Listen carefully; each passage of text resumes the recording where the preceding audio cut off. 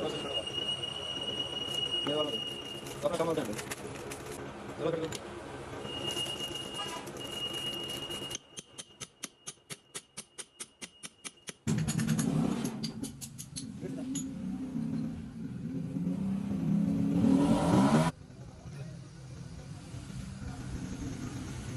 चलो चलो मैं पूरा फोकस पे चला के आ रहा हूँ